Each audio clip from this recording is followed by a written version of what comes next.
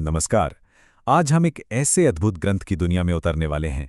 एक ऐसा ग्रंथ जो हजारों सालों से अनगिनत लोगों के लिए ज्ञान का स्रोत रहा है। जी हाँ, हम बात कर रहे हैं विष्णु पुराण की। सोचिए जरा, क्या हो अगर हमारे पास पूरे ब्रह्मांड का एक ब्लूप्रिंट हो। एक ऐसा ग्रंथ जो सिर्फ कहानियां ही न सुनाए, बल्कि ये भी बताए कि ये दुनिया बनी कैसे, समय का पहिया कैसे घूमता है और आखिर हम यहाँ हैं क्यों। विष्णु पुराण असल में इन्हीं बड़े सवालों का जवाब देने की एक शानदार कोशिश है। तो आइए इस खजाने की गहराइयों में उतरते हैं। देखिए, विष्णु पुराण को सिर्फ एक पुराण नहीं कहा जाता। इसे एक बहुत ही खास नाम दिया गया है, पुराण रत्न, यानी सारे पुराणों का रत्न। अब सवाल यह है कि इसे ये उपाधि मिली क्यों। वजह है इसकी एकदम साफ सुलझी हुई बनावट और इसका पूरा फोकस जो भगवान विष्णु पर है।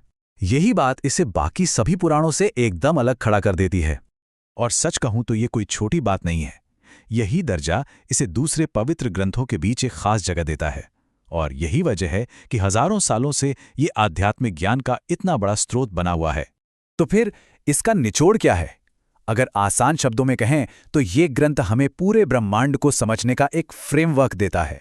मतलब इसकी शुरुआत कैसे हुई, इसका अंत कैसे होगा, समय के बड़े बड़े चक्र कैसे चलते हैं, देवताओं की क्या भूमिका है, सब कुछ। ये सिर्फ कहानियों का कलेक्शन नहीं है, बल्कि ये तो यूनिवर्स की एक तरह की एनसाइक्लोपीडिया है। तो चलिए अब इस ब्लूप्रिंट को थोड़ा और करीब से देखते हैं। आखिर ये बना कैसे है? क्योंकि सच तो ये है कि विष्णु पुराण की खासियत इसकी बनावट में ही छिपी है।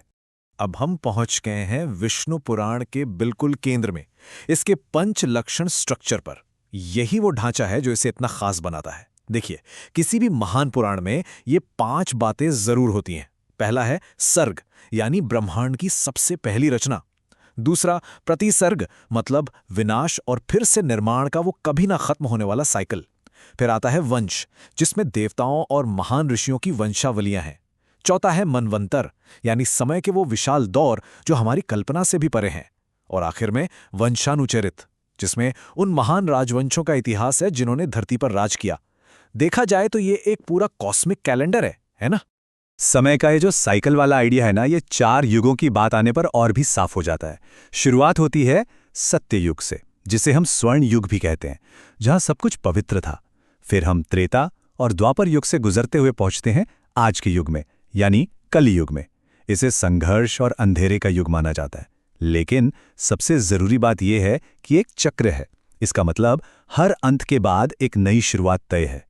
चलिए अब विष्णु पुराण के उस हिस्से की बात करते हैं जो शायद सबसे ज्यादा मशहूर है, और वो है अवतार की अवधारणा। ये एक ऐसा कॉन्सेप्ट है जिसने भारतीय संस्कृति और आध्यात्मिकता पर एक बहुत गहरी छाप छोड़ी है। दशावतार, यानी 10 मुख्य अवतारों का सिद्धांत, ये शायद विष्णु पुराण का सबसे जाना माना हिस्सा है। पर यह सिर्फ देवताओं की एडवेंचर स्टोरीज नहीं है। नहीं, इनके पीछे एक गहरा मतलब छिपा है।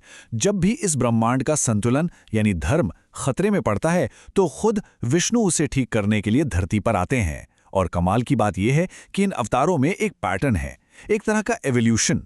ये कहानी शुरू होती है मत्स्य, यानी मछली जैसे एक साधारण पानी के जीव से। फिर कूर्म, यानी कछुए जैसे जीव जो पानी और जमीन दोनों पर रह सकते हैं। और धीरे धीरे ये सफर राम और कृष्ण जैसे पूरी तरह से विकसित इंसानी रूपों तक पहुंचता है। कई लोग तो इसे जीवन के विकास की एक प्राचीन कहानी के तौर पर भी देखते हैं। तो अब तक हम बात कर रहे थे बड़े बड़े ब्रह्मांडीय पैमानों की। अब वहां से हटके इस ग्रंथ के इमोशनल कोर पर आते हैं। एक ऐसी कहानी जो हमें दिखाती है कि विश्वास और भक्ति में कितनी ताकत होती है। ये कहानी है एक बहुत ही ताकतवर लेकिन घमंडी राजा हिरण्यकशिपु और उसी के बेटे प्रहलाद की। हिरण्यकशिपु इतना शक्तिशाली था कि उसने देवताओं तक को हरा दिया था, और उसकी बस एक ही जिद थी कि हर कोई उसे ही भगवान माने। लेकिन उसी का अपना बेटा प्रहलाद अपनी अटूट भक्ति में हर चीज में सिर्फ विष्णु को देखता था। तो ये एक तरफ था घमंड और दूसरी तरफ थी विनम्रता। एक तरफ थी जालिम ताकत तो दूसरी तरफ था अटूट विश्वास। ये इन दोनों के बीच की सबसे बड़ी लड़ाई थी। और पता है, प्रहलाद की कहानी का सबसे बड़ा मैसेज यही है। विष्णु पुराण हमें सिखाता है कि असली मोक्ष सिर्फ बड़े बड़े पूजा पाठ या कर्म कांडों से नहीं मिलता। वो तो मिलता है ईश्वर के लिए गहरे सच्चे प्यार से, उसे लगातार याद करने और खुद को पूरी तरह से सौंप देने से।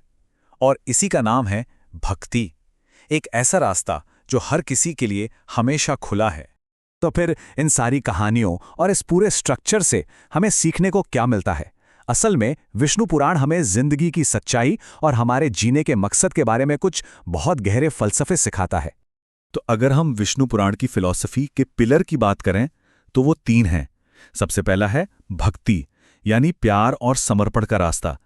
दूसरा है धर्म, यानी अपने कर्तव्यों को पूरा करना ताकि समाज और ब्रह्मांड में बैलेंस बना रहे। और तीसरा है सच्चाई का स्वरूप समझना, मतलब ये जानना कि ये जो दुनिया हमें दिख रही है ये असल में उस एक परमात्मा का ही आईना है। जब ये तीनों चीजें एक साथ मिलती हैं तभी असली ज्ञान का रास्ता खुलता है। और यहीं पर आकर हम एक आखिरी सवाल पर रुकते हैं। हजारों साल पहले लिखी गई ये बातें, कर्तव्य यानी धर्म, विश्वास यानी भक्ति और एक बैलेंस्ड यूनिवर्स का आइडिया आज की हमारी इस मॉडर्न भागती दौड़ती दुनिया में कितनी मायने रखती हैं? ये एक ऐसा सवाल है जो हमें सोचने पर मजबूर करता है। इस सफर में मेरे साथ शामिल होने के लिए आपका बहुत बहुत शुक्रिया।